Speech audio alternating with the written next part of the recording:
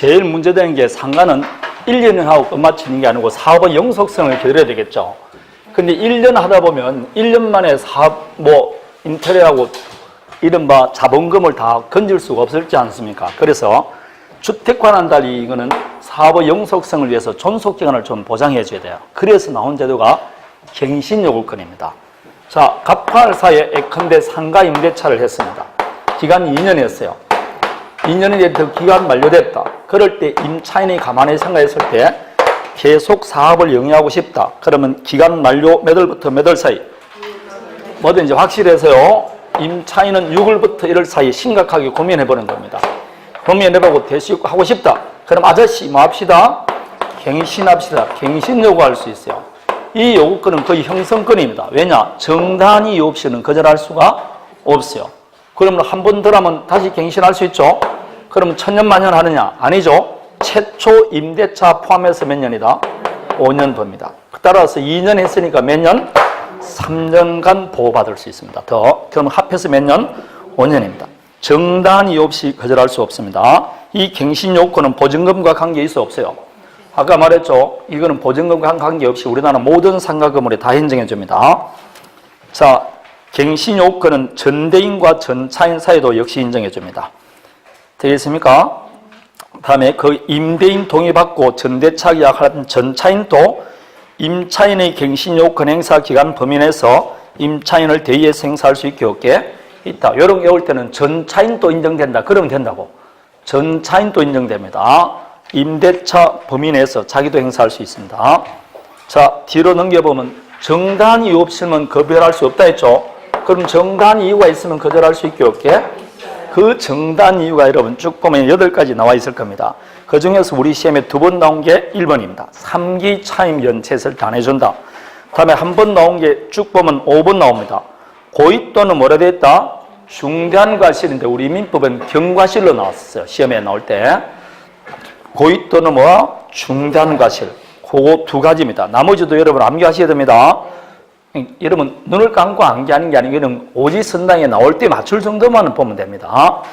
자, 요렇게 나와 있습니다. 7번 보면 건물 전부 또는 대부분을 막거나 철거하거나 재건축하기 위해서 회복할 필요가 있을 때도 있는데 요거는 임대차 계약 체결 시에 미리 이야기해 줘야 된다, 안 해줘야 된다? 고지해 줘야 됩니다. 그래서 가번처럼 고지하고 그 계획에 따를 때 아니면 안전사고 우려가 있을 때 아니면 지가 원해서 하는 게 아니고 다른 법령에 따라 철거 또는 재건축할 때는 거절할 수 있습니다. 자, 그러면 갱신 요구하게 되면 한 번 더 하면 5년간 계속 사용할 수 있다죠. 근데 계속 지가가 상승하게 되면 임대료가 맞지 않을 수 있겠죠. 따라서 갱신 요구할 수 있을 때 임대인은 거절을 못하더라도 보증금 차임 정액 청구할 수는 있게 없게 있습니다. 몇 분의 몇 범위 내에서 100분의 9 범위 내입니다. 그런데 단 방금 제가 이 갱신 요건은 보증금이 일정 이하가 아니고 일정 이상일 때도 정된다 했죠. 그럼 보증금이 일정 이하일 경우도 정액 청구할 수 있다 했지 않습니까? 이렇게 보증금이 일정 이상일 때는 이 법 적용되기는 되는데 이때는 109라는 거 적용되게 안 되게 없습니다. 그런 거 없이 그냥 당사자가 합의해서 정액할 수 있습니다. 따라서 100분의 9 범위 내라는 것은 보증금이 일정 이하일 경우에 적용되는 것입니다. 나옵니까? 2번 나올 겁니다. 보증금 한도를 초과하는 상가 요구에 대해서는 100분의 9 범위와 관계없이 정감 청구할 수 있습니다. 합의해서 정감 청구합니다. 자, 다음에 갑을병 세 사람이 공유하는 상가입니다. 상가를 임대한다. 임대하는 게 무슨 행위입니까? 공유물 관리행위죠. 그럼 집은 뭐라고? 가반수가 있어야 됩니다. 그럼 갱신 요구를 거절하는 것도 이것도 일종의 무슨 행위다? 관리행위니까 집은 가반수로 합니다. 그래서 밑에 판례에 있듯이 갱신 요구를 거절 통제하는 것도 공유물 어디에 속한다? 관리행위. 관리행위니까 몇 분이라는데 집은 가반수가 있어야 된다. 그럽니다. 차임 정감 청구할 때 100분의 9 내고 1년 이내 할 수 없다.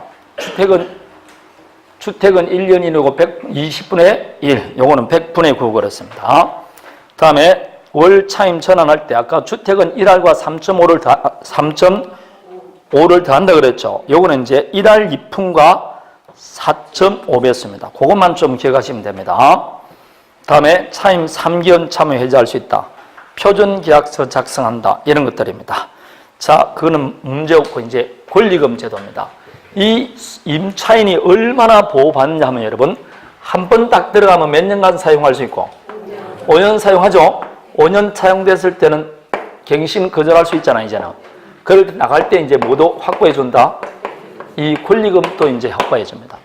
한 번 들어가면 엄청나게 보호받습니다. 5년간 사용할 수 있고 모두 받는다. 이제 많을 때 권리금도 받습니다. 이 권리금이란 용어를 잘 알아야 됩니다. 권리금 계약은 누구하고 하느냐?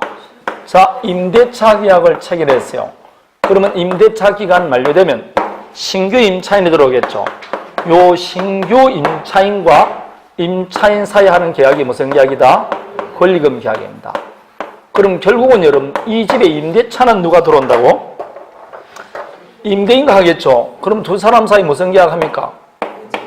임대차 계약하죠. 근데 임대차 계약은 갑과 병이 하지만 권리금 계약은 누가 한다고? 을과 병합니다. 그럼 결국은 누가 하느냐? 이 임차인이 신규 임차인에는 대리자와 무슨 계약한다? 권리금 계약을 합니다. 그럴 때 갑과 병이 임대차 계약하면서 이 권리금을 받지 못하도록 임대인이 뭘 해서는 안 된다? 방해를 하지 말라는 겁니다. 이해되겠습니까? 방해하지 말라는 겁니다. 그런데 이 집에 누가 아무도 권리금 주고 안 들어올란다 그러면 받는다 못 받는다? 못 받습니다. 권리금을 주겠다고 을에게 이야기했을 때 이야기입니다. 그러면 이제 권리금 방해 행위, 이거는 법 조문을 그대로 읽으면 됩니다. 권리금이란 방금 말했죠. 신규 임차인과 임차인 간에 하는 이야기입니다. 이 항을 잘 보면 됩니다. 신규 임차인은 된 자가 임차인에게 권리금을 지급하기로 하는 계약입니다. 자, 뒤에 권리금 횟수 보고 보십시오. 임대인은 임대차 끝나기 몇 개월 전부터? 3개월 전부터 언제까지? 종료시까지입니다. 그래서 이것도 암기하는 게 좋습니다. 3개월부터 끝나기까지. 이 말은 그때까지 어른 누굴 구해야 된다? 신규 임차인을 구해야 돼요. 그 사이 못 가면 안 됩니다. 그 뒤로는 안 돼요. 그래서 요 사이 안에 임대차 종료 시까지 다음 각호 하나 행위를 함으로써 권리금 계약에 따라 임차인이 주선한, 지가 주선했지 않습니까? 그러니까 임차인도 누가 주선한다고? 신규 임차인도 누가 주선한다고? 임차인이 주선하는 겁니다. 그 주선한 사람과 임대차 계약을 해야 되는 겁니다. 그 임차인과 권리금 지급받는 걸 방해해서는 안 해야 된다. 자, 그 방해가 몇 가지 나와 있다고? 4가지입니다. 그래서 4가지를 외우는 수밖에 없습니다. 첫 번째, 지가, 즉 임대인이 권리금을 요구하거나 아니면 권리금을 수수하는 행위. 2번, 권리금 지급 못하게 하는 행위. 세 번째가 묘합니다. 만일 두 사람 사이에 권리금 계약 받기로 했는데 여기 만일 지금 현재 1억에 100만 원입니다. 그런데 신규 임대차면서 보증금 3억에 월 500달러 그럽니다. 그럼 이 돈을 주고는 이 건물을 상가는 사용해서 이익이 없죠? 그럼 권리금 준다 하더라도 무슨 계약이 안 된다고? 임대차 계약이 안 되면 권리금 못 주는 거 아닙니까? 이렇게 보증금을 세게 받으면 돼, 안 돼? 하지 말라고 나와 있어요. 이제 그것까지 제한합니다. 그래서 임차인이 주선한 신규 임차인은 되는 자에게 상가 건물에 관한 조세, 공과금, 주변 상가 건물 차임 및 보증금 등등등등에 비추어 볼 때 현저히 고액의 차임과 보증금을 요구하지 말라는 겁니다. 그래서 임대차 계약을 하지 못하게 하지 말라는 거죠. 다음에 그 밖에 정단 이유 없이 거절하는 경우도 있습니다.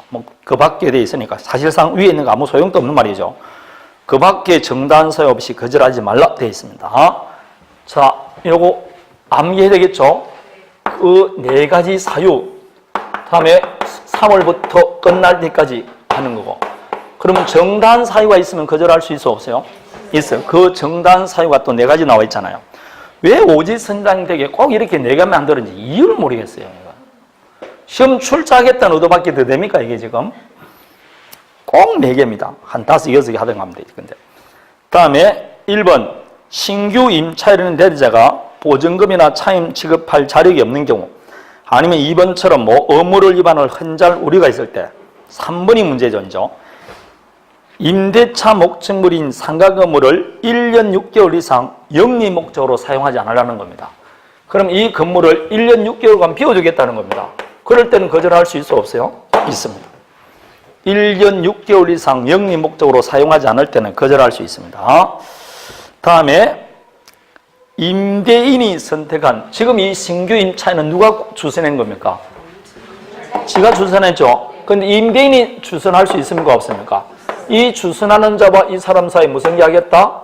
권리금 계약해서 권리금 받았죠. 그럼 나는 변과는 거절할 수 있습니다. 그 마지막 4번의 이야기입니다. 임대인이 선택한 신규 임차인이 임차인과 권리금 계약하고 그 권리금을 취급하면 거절할 수 있는 겁니다. 그럼 이때는 누가 사입자를 구했다는 겁니까? 주인이 구했다는 겁니다. 지금까지는 임차인이 주선한 것에 반해서. 자, 그렇게 규정되어 있습니다. 이건 알 필요가 있겠죠? 그런데 만약 이런 위반 행위를 해서 권리금을 못 받게 만들었다. 그래서 임차인이 손해났다. 그럼 손해배상 해줘야 되겠죠? 거기 밑에 10조의 4입니다. 이러한 규정을 위반해서 손해를 발생하게 한 때는 손해를 배상할 책임이 있다. 요 손해배상액은 신규 임차인이 임차인에게 지급하기로 하는 권리금과 임대차 종료 당시 객관적으로 평가된 권리금 중 낮은 금액을 넘지 못합니다. 만일 이게 여러분 두 사람이 짜고 권리금 10억 주기로 했다 그러면 그걸 방해하면 10억 다 줘야 될 거 아닙니까? 그래서 그 권리금과 객관적으로 산정된 권리금 중 낮은 걸 초과할 수 없다 되어 있습니다. 이 손해배상금은 언제까지 청구할 수 있다? 종료한 날로부터 몇 년 내? 이게 단답형으로 시험에 나왔지 않습니까? 1년, 2년, 3년, 4년, 5년 이렇게 나왔잖아요. 시험에 첫 해 출제됐습니다. 권리금 이제 여러분 두 번째 시험치입니다. 이제 세 번째 시험치네요. 권리금 나오는 규정이 작년, 재작년에 법이 개정됐어요. 첫 해 나올 때 3년 이게 나온 겁니다. 되겠습니까? 자, 여기까지인데 여기서 제가 여러분 정당한 이유가 있으면 거절할 수 있다 했죠. 그 정당한 이유 중에 제가 4가지 위에 말했지 않습니까? 빠뜨린 게 있습니다. 여러분 182페이지 제일 위에 10조의 4를 보십시오. 10조의 4 1항의 세 번째 줄을 보면 신규 임차인이 되려는 자로부터 권리금 지급받는 걸 방해해서는 아니 된다. 다만 10조 제1항 각호 어느 하나에 해당할 때는 그러하지 않아도 되어 있죠. 10조 제1항 각호가 뭘까요?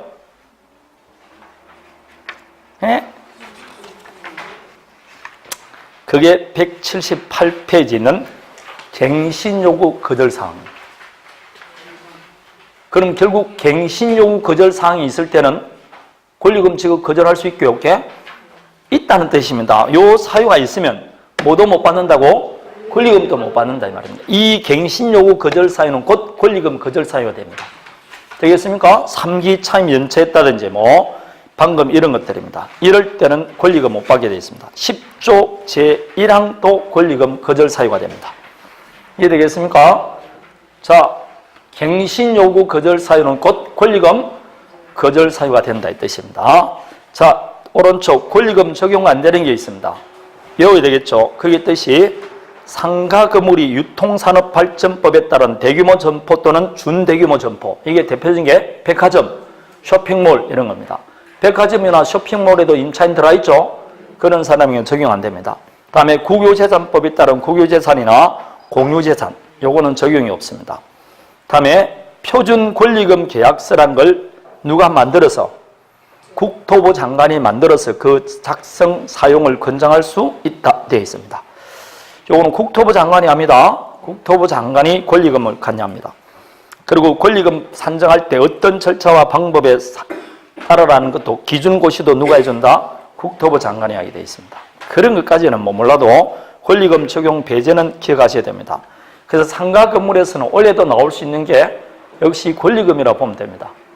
개정이 됐기 때문에 올해도 유력한 거는 뭘 봐야 된다? 권리금을 봐야 돼요. 권리금 기억하셔야 됩니다. 자, 여기까지가 상가 건물입니다. 그러면 상가 건물은 권리금만 좀 몇 번 보고 나머지는 주택하고 똑같아요. 그러니까 평소에 안 보더라도 시험장 갈 때 한 번만 딱 보면 다 맞출 수 있어요. 자, 여기까지가 상가 건물 임대차입니다. 이제 가등기 담보 등에 관한 법률을 봅니다. 가등기 담보 등에 관한 법률은 크게 적용, 다음에 가등기 담보 실행, 이 두 가지가 문제됩니다. 가등기 담보 등은 모든 가등기 담보에 적용되는 게 아니죠. 자, 기본적으로 용어를 봅니다. 갑의 건물이나 토지에 을이 갑에게 돈을 빌립니다. 얼마를 빌려주느냐? 3억을 빌려주면서 나중에 만일 변제기에 변제 안 해주면 어떡할 거냐? 이럴 때는 요 돈 대신 건물을 주기로 했습니다. 돈 대신 물건으로 변제하는 게 뭡니까? 대물 변제입니다. 대물 변제하기로 돈 빌려줄 때 미리 뭐 한다? 예약을 한 거죠.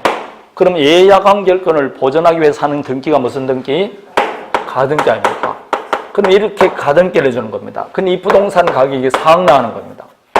그럼 나중에 변제기에 변제해주지 않으면 예약 완결권 행사하면 되겠죠? 그래서 가등기에서 본등기하면 을이 소유권을 취득하는 겁니다. 자, 그런데 이 가등기는 나중에 10월 1일이 변제기 됐다 할지라도 그 전에 변제하면 가등기는 말소해줘야 된다, 안 해줘야 된다? 그럼 이 가등기는 지금 소유권 취득할 목적이 아니고 돈을 못 받을 걸 대비해서 담보의 목적으로 하죠. 이게 무슨 담보? 가등기 담보. 가등기 하면 가등기 담보고 소유권 이전 등기하면 무슨 담보? 양도담보라고 합니다. 자, 그러면 이 갑은 가등기 담보 설정자, 예고 가등기 담보 설정자, 양도담보권 설정자, 이 을은 가등기 담보권자, 양도담보권자. 다음부터 말하면 용어 해야 돼. 우물쭈물 하지 말고 누군지는 알고는 해야 될 거 아닙니까? 내가 잘못해서 1월달부터 자, 하나, 이건 누구? 그러면 짹짹, 하나, 둘, 짹짹 이렇게 했을 때 그게 잘못했어요. 그러니까 너무 어른이니까 믿고 했어요. 누구라고? 가등기 담보권자, 양도 담보권자. 이 사람 돈 빌려줬어, 안 빌려줬어? 채권이 있어, 없어요? 채권이 있어가 담보죠. 피담보 채권이라고 합니다. 그 채권을 담보하기 위해서 가등기 담보, 양도 담보인 겁니다. 근데 왜 이 문제가 생겼느냐? 문제는 얼마를 빌려주고 3억 빌려주고 돈 안 갚았으면 사학자를 꿀꺽 하니까 폭리를 취하잖아. 그걸 못하게 한 법이 이 법이라고. 폭리를 취하지 못하게 해서 나온 법입니다. 그러면 지금부터 이 가등기 담보도 완벽하게 담보 물건이 아니다. 왜? 다음 중 물건이 아닌 것 시험에 나왔습니다. 2번 양도담보권 물건입니까 아닙니까? 아니 그냥 답만 이야기하라고. 우리 시험에 나왔어요. 다음 중 물건이 아닌 것. 그래서 3번에 양도담보권이 나왔어요. 물건이다 아니다. 이렇게 모른다니까. 어? 미치는 거죠. 내가 미치는 거다. 184페이지를 먼저 봅니다. 성질 효력은 안 보려고 그랬는데 법적 성질 1번에 뭐라 되어 있습니까? 담보 물건이라 되어 있고 기본사 할 때 문제도 풀었다고. 양도담보, 가등기 담보도 물건이라고. 민법 위에 법이 인정하는 물건이라서 외웠지 않습니까? 민법에서 인정하는 물건 8가지 외에 그거 외 물건으로 인정되는 거 과업권은 물건이다 아니다. 아니기는 뭐하냐? 과업권, 어업권, 가등기 담보, 양도 담보권은 물건이라니까. 그걸 좀 외우라 그러니까 정말 안 외운다니까. 시험에 벌써 2번이나 출제됐잖아. 어업권, 과업권은 물건이라고. 민법 위에 법이 인정하는 물건이라고. 민법 위에 법이 인정하는. 그 외에 가등기 담보, 양도 담보 좀 외우라니까. 4가지는 물건이라고. 언젠가는 물건이다 아니다. 그거 뭐 별거 아닌 걸 그거 왜 못 외우겠냐고. 그거. 응? 물건이라니까 물건. 담보 물건이라고.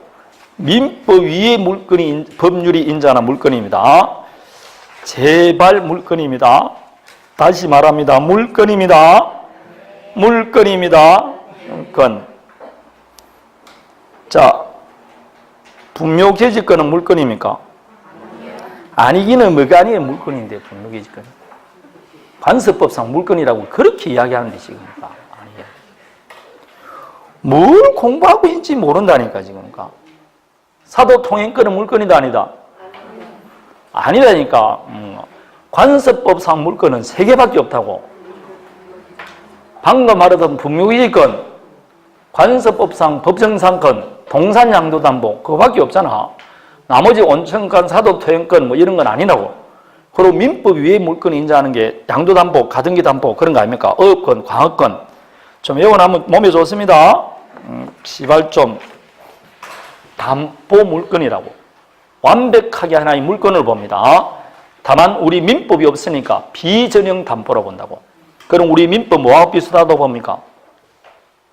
184페이지 났잖아. 특수한 저당권으로 본다고 돼 있잖아. 지금 돼 있습니까? 따라서 지금부터 법에 규정되어 있지 않은 건 전부 다 뭐 준용한다? 저당권에 관한 규정을 유추 적용합니다. 되겠습니까? 따라서 부합물 총물에 미친다, 과실에 미치지 않는다, 점유하지 않는다, 전부 다 저당권에 관한 규정을 준용합니다. 그럼 경매가 되면 가등기 담보권자에게도 우선 면제권 있죠? 그럴 때 피담보채권에 보면은 지연이자 몇 년분? 1년분 그대로 다 적용된다고. 이 법에 규정되어 있지 않은 것은 무조건 저당권하고 똑같이 봅니다. 그래서 저당권에 관한 규정을 준용하게 됩니다. 그럼 담보물건이니까 담보물건이 통유성이 있을까 없을까요? 부종성, 수반성, 물상대성 전부 다 있습니다. 전부 다 있습니다. 그래서 오른쪽 185페이지 판례가 나왔잖아요. 양도담보권자에게도 물상대의성이 있다고 정식으로 판결이 나왔다고. 화재보험금에 대해서 물상대의권 행사할 수 있다고 판결 나왔잖아요. 여기 지금. 나왔습니까? 그만큼 완벽하게 물건으로 본다고. 담보물건으로 본다고. 양도담보권자에게도 물상대의성이 있어 없어요? 있다고 지금 나왔잖아. 거기 판례 오른쪽에 나왔다니까. 지발 나왔습니다. 지발 나왔습니다. 자, 양도담보하면 등기가 누가 앞으로 갑니까? 누가 앞으로 간다고? 을을 뭐라 그런다고? 양도담보권자. 양도담보권자 앞으로 등기가 넘어간다니까. 그럼 이때 등기비용은 누가 부담할까요? 우리나라는 등기비용은 누가 부담할까? 등기하는 사람. 그럼 여기 누가 부담해야 된다? 양도담보권자인 채권자가 부담한다고. 응? 오른쪽 나와 있어요. 185페이지 제일 위에. 양도담보의 목적으로 소유권 이전 등기하는 경우 등기비용과 취득 시의 부담은 특이하게 없는 한 채권자가 부담합니다. 왜냐? 등기는 항상 등기하는 사람이 부담하니까. 이게 시험에 답으로 나왔다니까.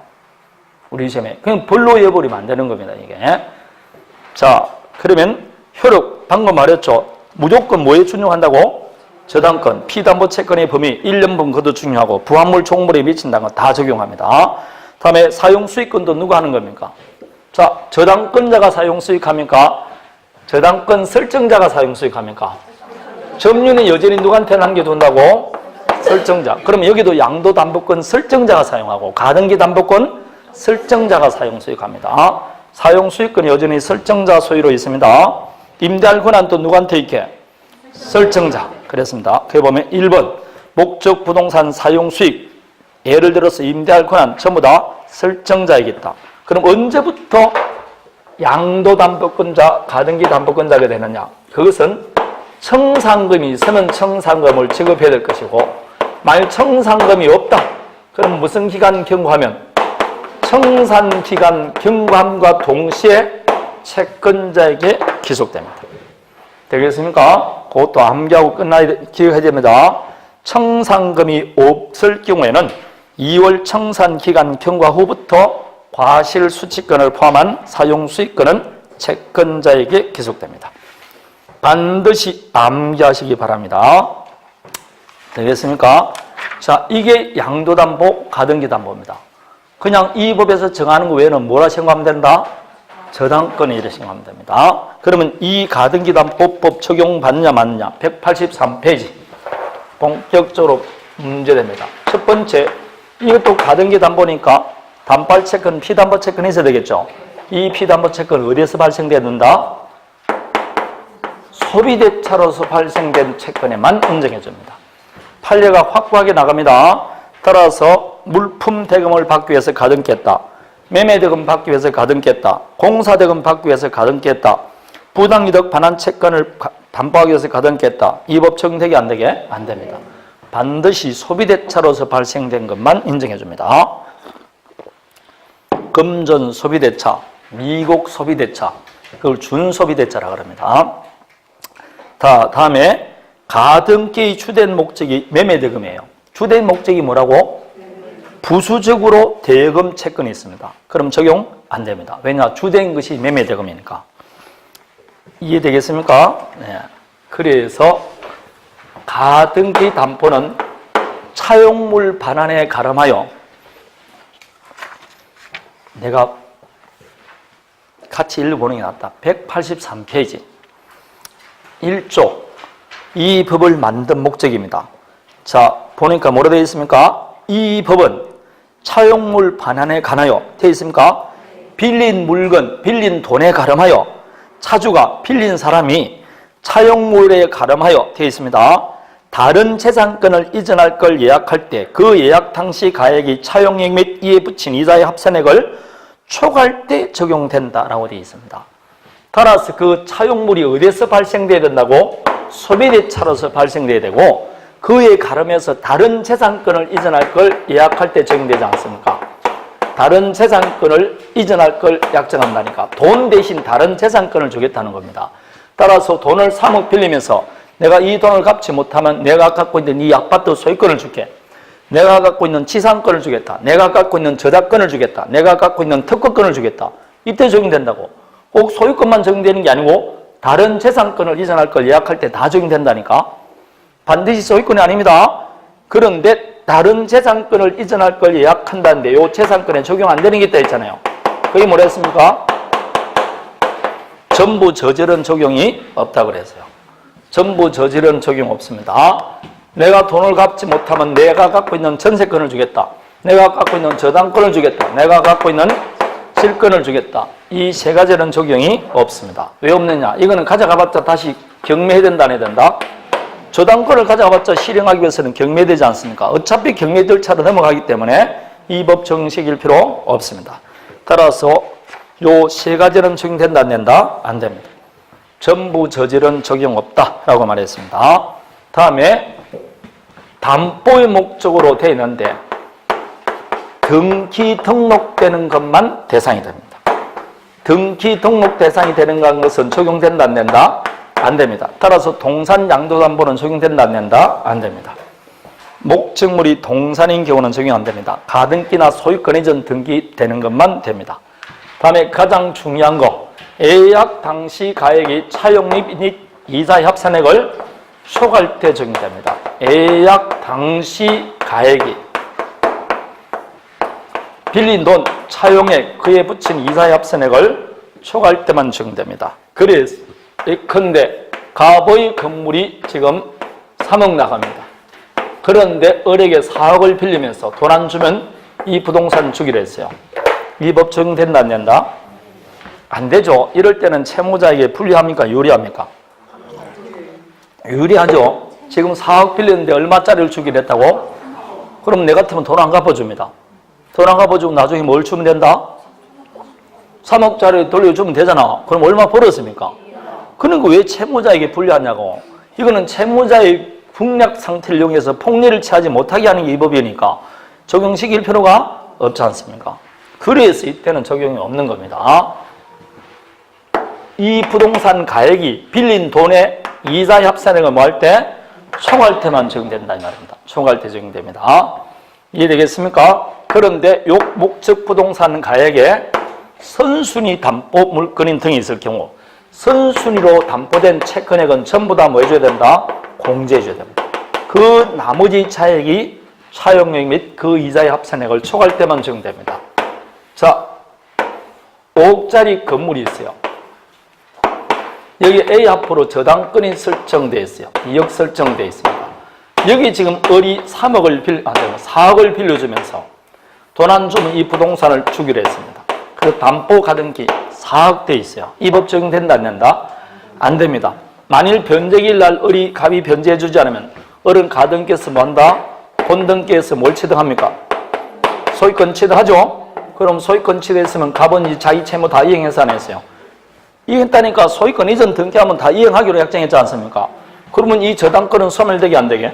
안 돼. 그럼 결국 이 을은 저당권이 갖고 있는 2억을 그대로 안고 소유권 취득된 겁니다. 그럼 나중에 저당권 실행돼 버리면 내 2억 날아가잖아. 그럼 이 부동산은 실제로 3억짜리 아니고 선순위 내가 인수해야 되니까 인수한 만큼 뭐 해줘야 된다고? 공제해줘야 돼. 이거는 실제로 얼마밖에 안 나온다? 3억밖에 안 나니까 이 법 적용되지 않습니다. 항상 선순위로 담보된 채권액이 있을 때는 그걸 공제한 나머지 금액을 말합니다. 이해되겠습니까? 나머지 금액입니다. 만일 선순위에 전세권이 있다. 전세 금액 공제된다 안 해야 된다? 해야 됩니다. 선순위에 임차권인데 대항력이 있는 임차권이다. 그 보증금을 뭐 해줘야 된다? 공제. 내가 인수할 금액은 전부 다 공제하고 남는 금액이 차용액 및 이자의 합산액을 초과할 때만 적용됩니다. 이해되겠습니까? 자, 요 가등기 담보 적용에 관해서는 시험에 2문항 정도로 나오니까 반드시 암기를 하셔야 됩니다. 이해되겠습니까? 자, 만일 이 차용액 및 이자의 합산액을 총괄가 안다. 그러면 채권자가 폭리를 취할 염려가 있어 없어요? 없으니까 나중에 가등기에서 번등기 할 때 그냥 가등기에서 번등기 하면 되지 청산 절차 이런 거 거칠 필요 없습니다. 그 이야기입니다. 자, 그럼 이제 실행 186페이지 들어가 봅니다. 그런데 여러분 이 값이 돈을 다 변제했으면 문제가 생긴다 안 생긴다? 안 생기. 돈을 못 갚아줬으니까 문제가 되는 거 아닙니까? 못 갚아줬을 때 어른 자기 권리를 행사해야 되겠죠. 그럴 때 제가 똑같은 그림 그려드립니다. 가보이 부동산에 A 앞으로 저당권이 설정돼 있어요. 2천 설정돼 있어요. 여기에 담보 가등기가 들어온 겁니다. 얼마 들어왔게? 1억. 여기에 B 앞으로 다시 저당권이 들어왔어요. 2천 들어왔습니다. 이 건물에 병이 다시 임차인이 들어왔어요. 자, 보증금 1억 들어왔습니다. 드디어 변제가 되는데 갑이 돈을 안 갚아줍니다. 자, 갚아주면 아무 문제가 있어 없어요? 없어요. 안 갚아주니까 문제되죠. 너도 다음 주 되면 소송을 제기하려고 합니다. 10년이 가까운데 돈 안 갚은 놈이 있습니다. 10년간 기다려서 많이 기다렸죠? 좀 있으면 소멸시효가 진행된다. 그래서 소송을 붙여야 됩니다. 자, 돈을 빌려줬으면 원금이라도 갚아야 될 거 아니냐고. 응? 누구 보니까 뭐 열심히 일해서 갚더만가 담은 한 달에 100만 원을 갚아야 될 거 아니냐고. 자기는 잘 먹고 살면서. 자, 봅니다. 돈은 갚아주되 이자는 모르더라도 뭐는 갚아줘야 된다고? 원금은 갚아줘야 된다고. 지가 빌려갈 때는 그렇게 말하고 빌려갔잖아. 자, 그러면 변제가 되는데 갑이 돈을 안 조합해줍니다. 그럼 어리 여러분입니다. 여러분이 자기 권리를 지금 실행해야 되는데 하는 방법은 뭐가 있느냐? 반드시 가등기에서 번등해야 되느냐? 그럴 필요 없어요. 가등기 담보는 지금 담보니까 돈 받는 게 목적이죠. 이 건물 소유권 취득하는 목적이 아니냐니까 바로 경매 신청하면 돼요. 경매를 청구하면 됩니다. 경매를 청구하면 이때부터 가등기 담보는 뭐로 본다? 뭐로 바뀐다? 저당권으로 바뀝니다. 그래서 반드시 권리를 취득해서 실행할 필요 없고 경매에서 받을 수도 있게 없게 있습니다. 그래서 189페이지를 봅니다. 자, 경미한 실행이라고 나와 있죠. 그래서 12조를 보면 담보 가등기 권리자는 그 선택에 따라, 즉 아까 권리를 취득할 수 있지만 그 선택에 따라 담보권 실행할 수도 있고 담보 목적 부동산을 뭐 할 수 있다? 경매를 청구할 수도 있다고. 이 경우 경매에 관해서는 담보 가등기 권리를 뭐로 본다? 그러면 경매를 딱 신청하면 그때부터 가등기 담보는 없어집니다. 뭐로 바뀐다? 똑같이 저당권자 지도합니다. 그럼 저당권자가 권리를 실행한 것과 똑같이, 그래서 피담보채권 몇 년만? 1년만 담보한다는 거 그대로 적용됩니다. 이렇게 저당권 실행할 수도 있습니다.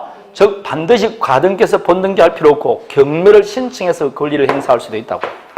그러나 이렇게 경매를 신청하면 경매로 간다. 우리는 더 이상 공부할 필요가 없는 것이고, 문제는 약속대로 권리를 취득해서 실행할 수도 있어요.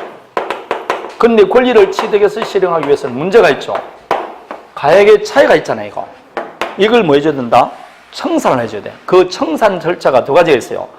쉽게 말하면 먼저 권리를 취득하고 나중에 청산해 주는 것을 흔히 처분청산이라고 합니다. 한 명 또 대답 안 한다. 다음에 청산 절차를 거치고 나중에 권리를 취득하는 게 기속청산입니다. 이 두 가지 방법이 있는데 우리 가등기 담보법에는 무슨 청산을 인정 안 해준다? 처분청산 안 돼요. 무슨 청산만 된다? 기속청산만 인정됩니다. 그래서 186페이지 기속청산 나오는 겁니다. 즉 결국은 의리 권리를 취득하기 위해서는 무슨 절차를 거쳐야 된다? 청산 절차를 거쳐줘야 돼요. 자, 이렇게 나와 있습니다. 지금 여러분 경매를 신청할 때는 법원이 해야 되겠죠. 그래서 이거는 공적 실행이라고 그래요. 근데 가등기에서 번등기 할 때는 법원에서 갔냐 합니까? 안 합니까? 아니죠. 가등기에서 그냥 번등기 하면 되잖아요. 이거는 사적 실행이라고 그래요. 그래서 사적 실행 방법은 뭐밖에 없다고? 기속청산밖에 없습니다. 지금부터 무슨 청산 본다? 기속청산 봅니다. 기속청산은 4단계가 있습니다. 실행하겠다고 무슨 통지? 실행 통지를 보냅니다. 그럼 통지하면 바로 가등기에서 번등기 할 수 있냐? 아니죠. 일정 기간, 무슨 기간? 청산 기간이 경과해야 돼요. 청산 기간 경과하고 뭐가 있으면 청산금이 있으면 청산금을 지급하고 비로소 소유권 등 권리를 취득합니다. 이 둘은 무슨 관계가? 그렇습니다. 동시행 관계입니다. 어느 한쪽이 먼저 합니다. 이렇게 규정되어 있어요. 자, 지금부터는 그냥 건물 내지 토지니까 소유권을 위주로 봅니다. 소유권이라고 생각합니다. 통지에서는 3가지가 문제됩니다. 통지는 누구한테 할 거냐? 통지 상대방. 두 번째, 통지할 때 뭘 통지하느냐? 통지 내용. 다음에 통지할 때 후순위 권리자는 어떻게 보호할 거냐? 내가 저번 달에 강의할 때도 똑같이 한다 그랬습니다. 금액도 같고 그림도 같고 항상 똑같은 그림 그려드린다 했어요. 자, 통지는 누구한테 하느냐? 먼저 누구한테 된다고? 채무자 등입니다. 채무자 등이란 누굴 말한다 했죠? 채무자, 물상보증인, 다음에 가등기 담보 후 소유권을 취득한 제3취득자, 요 세 사람을 채무자 등이라고 합니다. 그것도 시험에 나옵니다. 용어 같은 것도 알아놔야 돼요. 후순위 권리자가 누군지, 채무자 등이 누군지 암기하셔야 돼요. 자, 이 경우 모두에게 통지해줘야 된다, 안 해줘야 된다? 해줘야 됩니다. 만일 한 사람이라도 통지를 빠뜨렸다. 그럼 청산 절차가 진행이 안 됩니다. 설사 가등기에서 번등기 하더라도 그 등기는 무효등기입니다. 반드시 통지 다 해줘야 됩니다. 끝이냐? 아닙니다.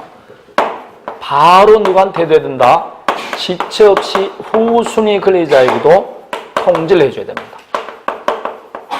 자, 거기 보면 후순위 권리자 되어 있을 겁니다. 후순위 권리자란 담보 가등기 후에 저당권, 전세권 혹은 다시 담보 가등기 권리를 취득한 사람입니다. 왜 문제가 되느냐?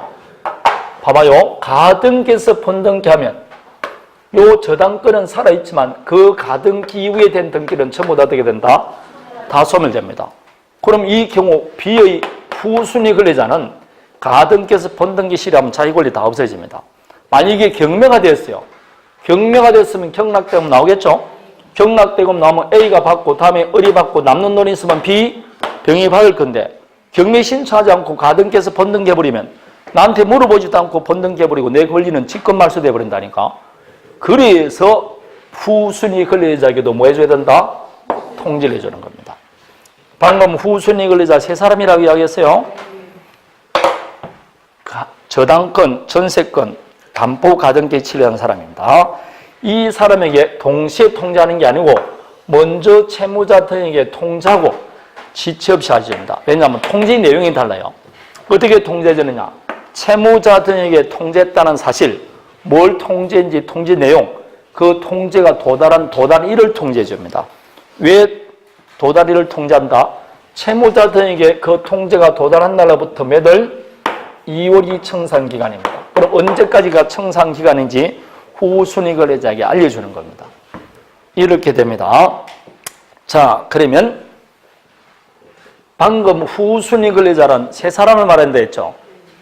저당권, 전세권, 담보 가등기 되어 있습니다. 그런데 그거 외에 등기된 권리자도 있을 수 있게 없게 있죠. 압류권자도 있다든지. 이렇게 후순위 권리자는 아니더라도 등기된 모든 권리자에게 통지해줘야 된다, 안 해줘야 된다? 해줘야 됩니다. 그리고 등기 안 돼 있더라도 뭐가 있으면 대항력 있는 임차권자에게도 통지해줘야 됩니다. 결국은 여러분 담보 가등기 이후에 등기부에 나와 있는 사람한테는 전부 다 통지를 해줘야 됩니다. 대항력이 있는 임차인에게도 통지해줘야 된다, 안 해줘야 된다? 해줘야 됩니다. 어디로 통지하면 되느냐? 등기부상 주소지로 하면 됩니다. 다만 임차인에게는 소재지에 통지하면 됩니다. 언제 하느냐? 반드시 변제기 이후에 해야 됩니다. 그 전에 하는 것은 효력이 없습니다. 통지 방법은 구두 서면 모두 다 가능합니다. 그러면 뭘 통지하느냐? 당연히 청산금이 얼마라는 청산금을 평가해서 그 평가액을 통지해 주는 겁니다. 결국 청산금 평가액을 통지하는 거다. 자, 물어봅니다. 요 중에서 통지해 줄 필요 없는 사람이 한 사람이 있어요. 누구한테는 통지 안 해도 됩니까? 맞습니다. 선순위 근로자에게는 통지 안 합니다. 왜 안 해도 된다? 자유 권리는 소멸되지 않으니까 아무 관계 없는 겁니다. 그래서 선순위 근로자는 아무 관계 없어요. 하든 말든 신경 안 씁니다. 자, 청산금 평가액을 통지하는데 그러면 청산금 어떻게 평가하느냐? 그럼 당연히 목적 부동산 뭐에서 가액에서 뭘 공제하면 된다? 피담보채권액을 공제하는 겁니다. 요때 피담보채권액을 뭘 포함시키게 된다? 내가 인수할 선순위로 담보된 금액 전부 다 뭐 해야 된다? 포함시키는 겁니다. 그래서 어떻게 하면 되느냐? 지금 이 목적 부동산 가액이 1억 5천이다. 그럼 1억 5천인데 내가 받을 돈이 얼마입니까? 1억 아닙니까? 지금 받을 돈이. 그리고 선순위 얼마 남아있다? 2천은 내가 인수해야 되니까 금액만큼 공제하는 거죠. 그럼 남는 금액 얼마다? 3천이죠. 그럼 나는 이 을이 가백에 뭐라고 이야기한다? 너에게 3천만 원 주고 나는 가등기에서 번등기 하겠다. 이렇게 통지를 하는 겁니다. 그럼 폭리를 찰 염려가 없는 거죠. 요 청산금 평가액을 통지하는 겁니다. 요럴 때 공제할 때는 선순위를 공제합니다. 후순위는 공제할 필요 없습니다. 내가 인수할 금액은 다 공제하면 됩니다. 문제는 여러분 이 부동산 가격이 1억 5천 나간다 했죠. 결국 이 청산금 평가액은 누가 평가하는 금액이냐? 채권자가 평가죠. 이럴 때 객관적 평가액을 말할까요? 주관적 평가액을 말할까요?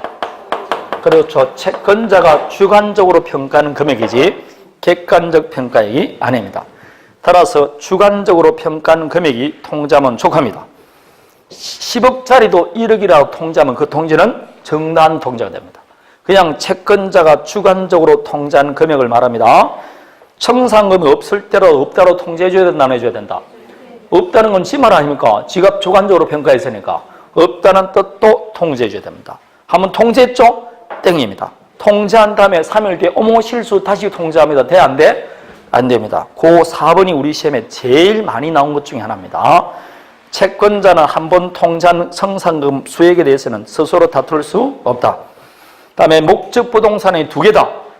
공동저당과 같이 여러 개의 부동산에 가등기 담보할 수 있죠. 그럴 때는 각 부동산 할 때 각 부동산 소유권 이전에서 소멸시키려는 채권에 그 비용을 구분해서 통지해 줘야 됩니다. 각각 통지해 줘야 됩니다. 그런데 문제는 6번이죠. 판례가 말하기를 만일 목적 부동산 가액이 피담보채권액에 미달해서 청산금이 없다. 없을 때는 구체적으로 통지할 필요 없습니다. 없을 때는 구체적으로 통지할 필요 없고 미달을 이유로 권리를 취득하겠다는 뜻만 통지해 주면 된다는 겁니다. 따라서 만일 미달할 때는 어떻게 하면 된다? 을이 갑에게 전화합니다. 당신이 왜 돈 안 주느냐? 내가 지금 받을 돈이 1억인데 이 부동산 1억도 나가지 않는다. 따라서 돈 안 주면 나는 청산기간 경고하고 난 다음에 가등기에서 번등기 하겠습니다. 라고만 통지해 주면 됩니다. 그럴 때는 부동산 얼마 나간다는 동 이런 이야기 할 필요 없습니다. 그런 뜻 필요 없다는 겁니다. 자, 만일 여러분 이 청산금 평가액이 주관적으로 평가하는 금액이라 했죠. 객관적으로 봤을 땐 이 부동산 2억 나갑니다. 그런데 평가는 얼마 했다고? 그래도 그 통지는 정당해야 안 해요? 그리고 오른쪽 1번 그 나름대로 평가한 청산금액이 객관적 평가액에 미치지 못하더라도 담보권 실행 통지로서의 효력이나 청산기간 진행에는 아무런 영향을 미치지 않습니다. 그럴 때 이제 누가 나선다? 채무자 등입니다. 채무자 등은 통지된 청산금 평가액을 다툴 수 있어 없어요? 있습니다. 아니 왜 이 부동산이 1억 5천밖에 안 납니까? 내가 봤을 때는 2억 나갑니다. 따라서 그 차액 5천만 원을 더 주지 않으면 나는 가등기에서 번등기 못하겠습니다 할 수가 있습니다. 그게 2항입니다. 다만 채무자 등은 통장 청산 금액을 뭐하고 다투고 되어 있지 않습니까? 이해되겠습니까? 객관적으로 정당하게 평가된 청산금 지급받을 때까지 등기 및 인도 채무 이행을 거절할 수 있습니다. 즉 채무자 등은 뭐하고 다투고 나는 그 정당하게 평가된 청산금 받을 때까지 가등기에서 본등기 절차를 못 해주겠다고 뭐 할 수 있다? 거절할 수 있는 겁니다. 이해되겠습니까? 거절하고 그 기간 동안에는 언제든지 뭐 할 수 있다? 변제 말소 청구할 수 있어요. 결국 뭐라는 겁니까? 통지는 네가 하라는 겁니다. 알아서. 그러나 불만이 있으면 뭘 못하겠다. 가등기에서 본등기 안 해주면 된다는 겁니다. 결국은 가등기에서 본등기 할 방법이 없어요. 왜냐? 채권자는 낮게 평가할 거고 채무자는 높게 평가하니까 결국 법원으로 가는 수밖에 없어요. 그럼 결국은 법원에 가기 때문에 가등기 담보는 지금 사용이 안 돼요. 왜냐? 옛날에는 꿀꺽하니까 망했는데 지금 꿀꺽할 방법이 없으니까 구태여 법원에 갈 것 같으면 저당권 설정하지 네가 할 필요가 없지 않습니까? 통지는 네가 알아서 하라. 불만 있으면 등기해주지 말라는 겁니다. 이해되겠습니까? 자, 조용하다.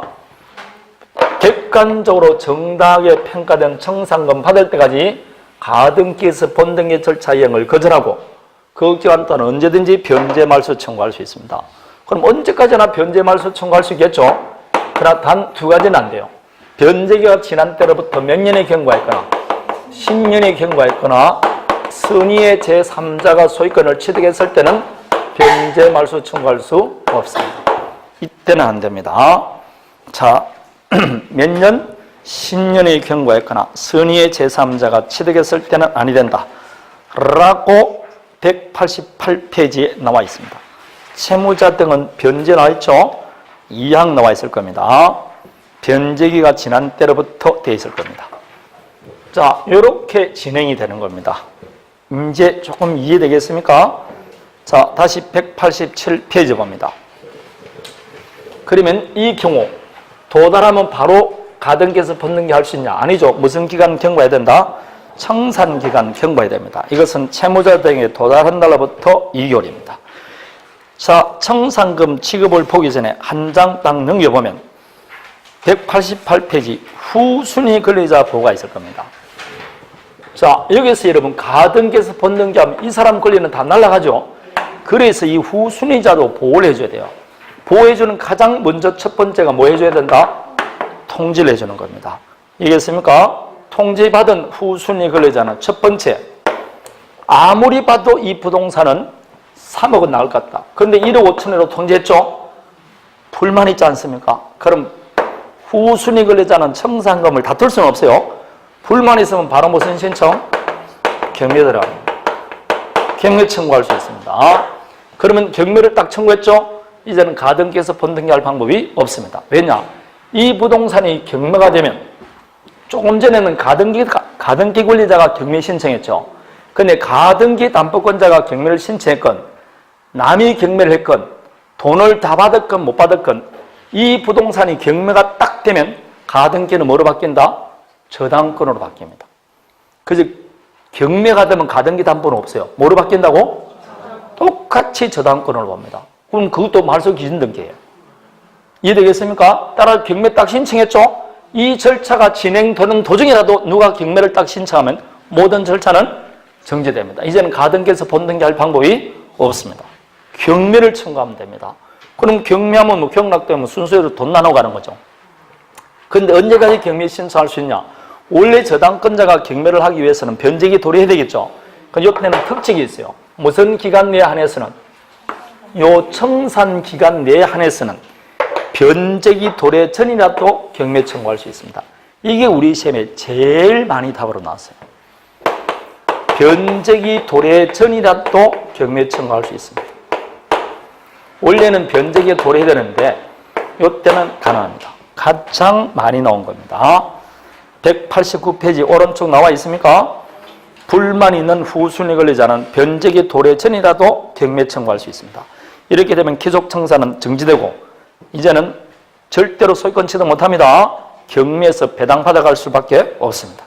이렇게 하면 됩니다. 그런데 아무리 봐도 여기 시험에 제일 많이 나온다 했어요. 아무리 봐도 1억 5천밖에 안 나온다. 근데 지금 이 3천만 원 청산금을 누굴 주겠다고 말한 겁니까? 갑에게 주겠다고 지금 통지했잖아. 그럼 갑이 3천만 원 가지면 꿀꺽할까요? B에게 배당해 줄까요? 꿀꺽하겠죠. 원래 경매가 되면 여러분 어떻게 배당됩니까? 여기 2천만 원 배당되겠죠. 여기 얼마 되고? 아직 얼마 남았습니까? 3천 남았으면 여기 얼마 주고 2천 주고 이렇게 배당이 될 거라니까. 근데 지금 가등기에서 번등기 한다고 했으니까 지금 우리 3천만 원 주고 바로 가등기에서 번등기 하겠다는 거 아닙니까? 3천만 원 꿀꺽하지. 그래서 그 청산금을 누구에 주지 말고 갑을 주지 말고 나에게 주세요. 청산금 지급 청구할 수 있다는 겁니다. 되겠습니까? 언제까지냐? 설사 청산기간이 경과했다 할지라도 아직 청산금이 지급되기 전이라면 청구할 수 있습니다. 이럴 때는 어른 갑에게 B에게 지급해야 된다 안 해야 된다? 해야 됩니다. 자, 188페이지 실행 통지된 그 밑에 나와 있죠. 평가액 범위 안에서 청산금 지급 시까지 권리를 행사할 수 있고 채권자는 후순위 권리자가 요구하면 이를 뭐 해야 된다? 지급해야 된다고. 자, 충분히 이해되겠죠? 그러면 지급해야 된다. 그런데 어리 B가 을에게 가니까 어머나 갑이 돈이 급하다 해서 어제 지급했는데요 라고 말하면 돼? 안 돼? 안 돼. 그래서 위에 보십시오. 188페이지 7조라는 조문 나오죠. 그 조문 2항을 보십시오. 채권자가 청산기간 지나기 전에 청산금을 지급하거나 아니면 통지도 하지 않고 청산금을 지급한 경우에는 누구한테 대항 못한다? 후순위 권리자에게 대항 못합니다. 따라서 만일 청산기간 경과되기 전에 을이 갑에게 청산금 지급했죠? 그럼 B에게 또 지급해야 됩니다. 이중 지급해야 됩니다. 그 기간 경과 전에는 지급하면 안 돼요. 지급하더라도 누구한테 대항 못한다? 후순위 권리자에게 대항 못하지 않습니까? 자, 그러면 2천만 원 지급했죠?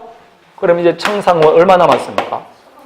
1,000만 원밖에 안 남았습니다. 요 1,000만 원 주고 이제 가등기에서 번등기 하면 됩니다. 그게 2항입니다. 후순위 권리자에게 청산금을 지급하면 그 범위 안에서는 청산금 채무는 소멸하게 되는 겁니다. 이해되겠습니까? 자, 근데 청산금이 지금 얼마 있다고? 1,000만 원입니다. 근데 지금 이 집에 누가 살고 있습니까? 임차인이죠. 근데 임차인이 대항력이 있는 임차인이에요. 그러더라도 가등기에서 번등기하고 임차권 다 소멸합니다. 대신 원래 보증금 발행과 목적물 반환은 무슨 관계입니까? 동생이죠. 그럼 이제 임차인은 요 1,000만 원 나에게 안 주면 당신에게 목적물 못 돌려주겠다. 뭘 주장하면 된다? 동시항변권 주장합니다. 요 1,000만 원도 갑은 못 받습니다. 누구한테 줘야 된다? 임차인에게. 다시 187페이지 5번입니다. 자, 청산금 지금 나오죠? 그럼 청산금은 누가 청구할 수 있냐? 원래 채무자 등이 청구할 수 있겠죠? 두 번째 후순위 권리자도 청구할 수 있죠? 맞습니까? 그 외에 후순위 권리자 쭉 나와 있는데 선순위 권리자는 받으면 돼? 안 돼? 선순위는 못 받는다니까. 선순위는 자기 권리가 소멸 안 되니까 담보 가등기 이후에 저당권, 전세권 뭐 쭉 사람만 받을 수 있습니다. 지금 말하는 거는 선순위 안 됩니다. 그래서 가로 안에 뭐는 안 된다고, 화살 표시. 선순위는 제외한다 되어 있지 않습니까? 여기서 이제 3번 나오죠. 담보 가등기 후에 대항력 갖춘 임차권을 취득한 자에게는 청산금 범위 안에서 뭘 주장하면 된다? 동시함령. 그러나 돈은 다 못 받습니다. 왜냐하면 후순위니까 요 남은 범위 내에서만 뭘 주장한다? 동시함령을 주장합니다. 청산금 범위 안에서만 동시함령을 주장할 수 있습니다. 되겠습니까? 다음에 요 청산금 지급과 가등기에서 번등기는 무슨 관계? 동시행입니다. 그런데 이 사람들이 계약할 때 청산금 지급하지 않고 가등기에서 번등기 하겠다. 무청산특약합니다. 무청산특약은 유효다 무효다? 그게 유효면 안 되겠죠? 따라서 무청산특약은 무효입니다. 그런데 무청산특약도 청산기간 경과 전에 하는 무청산특약은 무효가 맞아요. 그러나 청산기간 경과 후에 하는 무청산특약은 제3자의 권리를 해하지 않는 범위 내에서 유효입니다. 왜냐? 청산기간 경과 후에 포기한다는 건 지 권리를 스스로 포기하니까 관계없습니다. 이게 무청산특약입니다. 다음에 청산금을 딱 지급하려고 하는데 에라 청산금이 압류됐어요. 압류됐으면 어려 입장에서는 청산금 지급할 수 있어 없어요?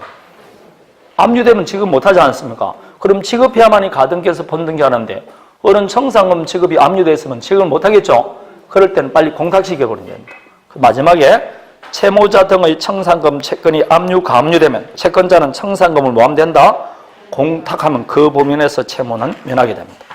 그럼 공탁시켜버리면 됩니다. 요렇게 해서 가등기에서 번등기를 하는 겁니다. 이해되겠습니까? 자, 그러면 청산 절차를 거치지 않고 가등기에서 번등기하면 그 등기는 유효다, 무효다?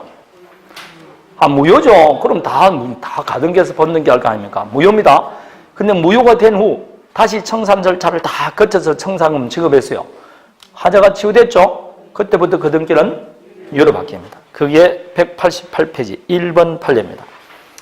청산 절차를 거치지 않고 가등기에서 번등기하면 설사 그 특약에서 이루어졌더라도 무효다. 다만 사후에 뭘 거치면 청산 절차를 거치면 그 등기는 유효로 될 수 있다. 이렇게 된 겁니다. 요게 가등기담보 실행입니다. 엄청나게 말을 많이 했지만 실제로 요거에 이렇게 진행되는 거 아닙니까? 이해되겠죠? 그리고 거의 법조문이 있는 내용이에요.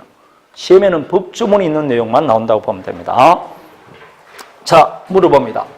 이 을이 경매를 신청하지 않고 후순위 저당권자가 변제이 돼서 경매를 신청했어요. 아직 담보가등권자가 변제이 멀었습니다. 후순위 저당권자가 경매를 신청했어요. 담보가등기 소멸한다 안 한다?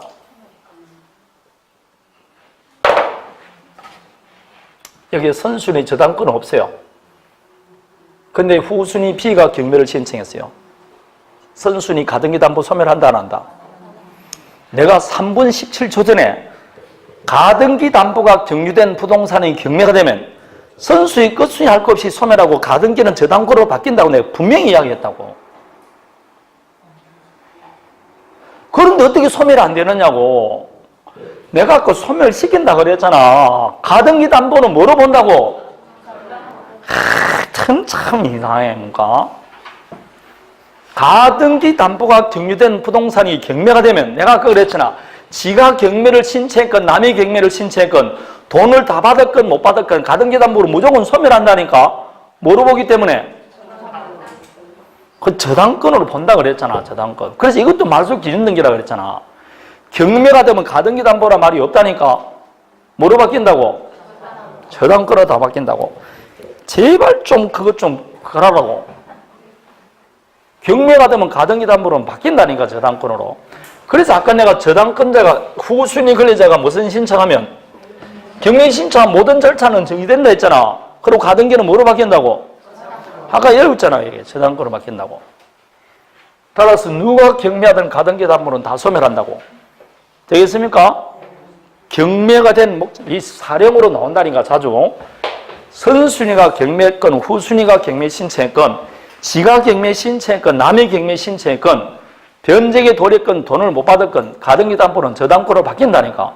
이 말은 결국 무조건 뭐라고? 소멸한다고. 순서에 따라 돈만 받는다고. 순서에 따라 돈만 받습니다. 13조를 보십니다. 189페이지. 여기까지만 봅니다. 다른 권리자의 신청이 한 경매라고 나와 있잖아. 189페이지. 189페이지 봐봐요. 경매한 신청에서 1번을 아까 했잖아, 내가. 가등기 담보권자가 아까 경매 신청을 했잖아요. 근데 이거는 2번은 지금 다른 권리자가 경매를 신청한다니까. 그러더라도 13조를 보십시오. 담보 가등기를 마친 부동산에 대하여 강제 경매 등이 개시되면 지가 경매 신청할 때 하는 게 아니까. 그리고 그 경우에는 담보 가등기 권리자는 다른 채권자보다 자기 채권 뭘 받을 수 있다? 우선 변제받을 수 있고, 이 경우 그 순위에 대해서는 담보 가등기는 뭐로 본다? 저당권으로 봅니다. 따라서 담보 가등기가 마치진 때 무슨 등기한 것으로? 저당권 등기한 것으로 본다. 결국은 다른 권리자가 경매를 신청하더라도 가등기 담보로 뭐로 바뀐다고? 저당권으로 바뀌잖아. 무조건 소멸하고 순서에 따라 뭐만 받는다? 우선 변제만 받을 수 있습니다. 순서에 따라 받습니다. 그래서 시험에 이렇게 간단하게 나온 적이 있다니까. 1순위로 담보 가등기되어 있고 2순위로 저당권 등기되어 있었어요. 그런데 병이 경매 신청했다. 아래 설명 중 옳은 거 틀린 거. 뭐 1번 담보 가등기는 소멸 안 되고 어쩌고 저쩌고. 뭐 어쩌고 저쩌고 나오는데 결국 답은 뭐라고? 둘 다 소멸하고 을이 먼저 뭘 받고? 우선 면제받고 남는 돈이 있으면 뭐라고? 병에게 변제. 이게 답이라고. 얼마나 간단하냐고. 누가 경매하든 가등기 담보는 뭐로 바뀐다고? 저당권으로 바뀐다니까. 그 이야기라니까. 거기까지만 좀 합니다. 배당 채권까지 신고는 나중에 좀 하고 여기까지는 좀 기억하면 감사하겠습니다. 시험에는 80% 정도는 권리 취득위한 실행 이게 시험에 나와요. 요 순서대로. 근데 이게 법조문 한 15개 정도 외우면 되는데 이게 법조문이 왔다 갔다 했으니까 이해를 못하면 그게 무슨 뜻인지 모르게 되는 겁니다. 이런 식으로 진행되고 왜 이런 세 가지가 문제되는 걸 이해를 하고 딱 문제를 보면 극히 간단한 거예요. 그냥 요 절차에 따라서 해야만이 폭리를 차지 못하게 돼 있지 않습니까? 이해됩니까? 자, 앞으로 몇 번 더 그려준다? 3번. 그러니까 3번 그리는데 금액도 같아. 사람도 똑같아. 볼펜, 분필 색깔도 똑같아. 똑같이 있습니다. 이것도 빨간 거 해줄 테니까 그냥 그 중에 한 번만 기억하면 돼. 기억하고 나서 나중에 법주문 한번 보면 맞출 수 있어. 맞출 수 있어. 지금 한 반만 외우면 됩니다. 반만 외워도 괜찮아. 자, 여기까지입니다. 이제 조금 쉬었다가 집합부 보도록 하겠습니다.